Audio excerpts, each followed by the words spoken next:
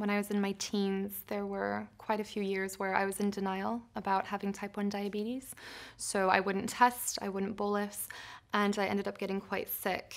I had this brilliant doctor. He basically just said, well, if you want to live, this is what I recommend you do. If you want to get worse and have complications, as early as your 30s, then carry on.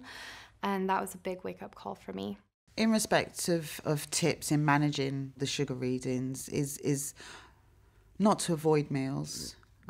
Eat foods that really you know where they are from scratch. I think a lot of pre-prepared foods have a lot of hidden ingredients that can affect readings. I've had an experience of having a severe hypo before, and that was actually when I was out drinking alcohol.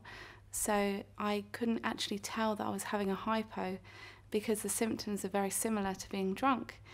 So it wasn't until I was very, very close to passing out that I realised that, I was in a bit of trouble. But I was with someone who I'd told what to do if that should ever happen, who got me a fizzy drink, and that solved the problem. I've been caught out quite a few times in respect of having hypos.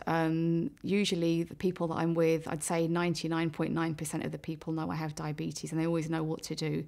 They always give me something to eat, or they go to my bag and get the jelly babies. In respect to the hyper, I can get caught out, say if you're going out for a meal and you didn't inject enough insulin. So what I tend to do is when I come home is just give myself a correctional dose.